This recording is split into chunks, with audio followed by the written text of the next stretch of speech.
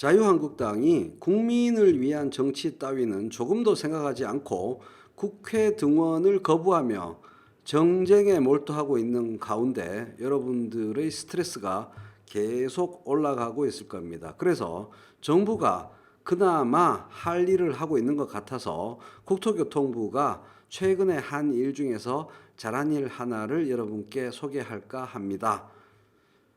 이 사진은 주거 빈곤으로 고통받는 아동 가구들의 수많은 모습들 중 하나입니다.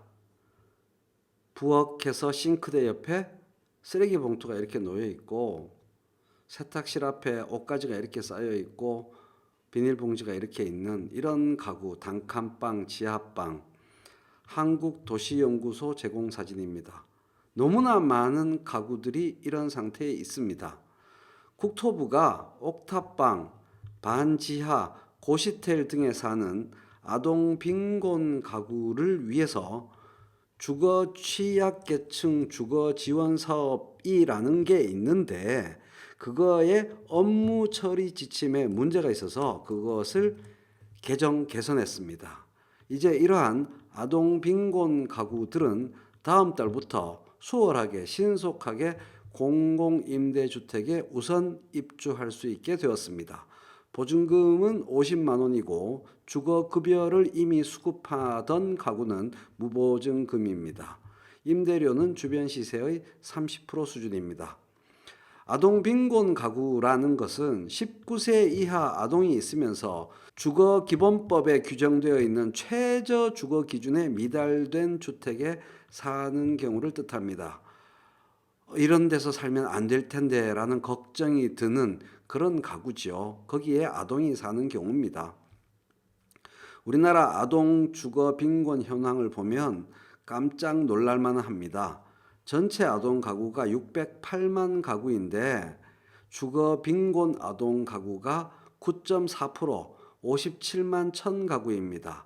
10가구 중에 아동 가구 10가구 중에 한 아동 가구가 주거 빈곤 상태라는 거죠. 최저 주거 기준에 미달하는 가구가 46만 8천 가구나 되고, 주택 중에 지하 옥탑에서 사는 그러한 가구가 4만 7천 가구, 주택 이외의 비닐하우스나 컨테이너 등에 거주하는 경우도 5만 6천 가구나 됩니다. 하루빨리 손을 뻗어 구원의 손길을 뻗어야 할 우리 이웃이 아닐까 합니다.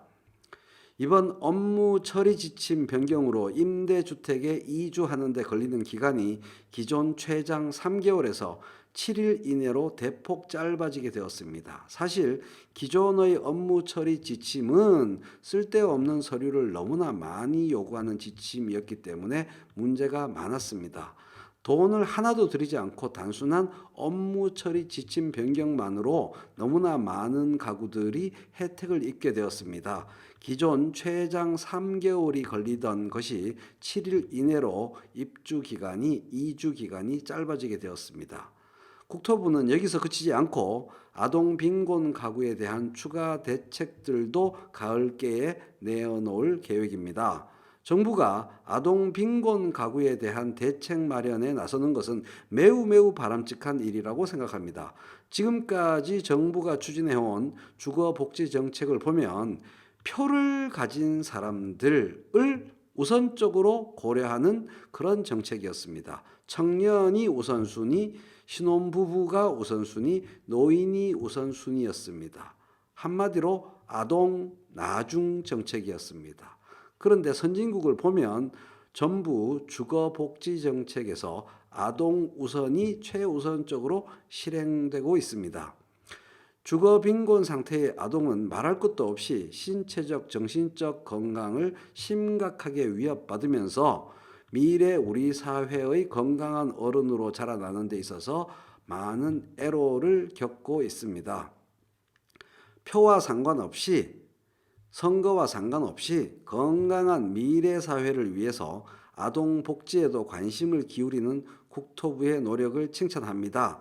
국토부가 잘못하고 있는 일은 잠깐 제가 참을게요. 더 열심히 비판받지 않고 칭찬받을 수 있도록 더 열심히 일하시기 바랍니다.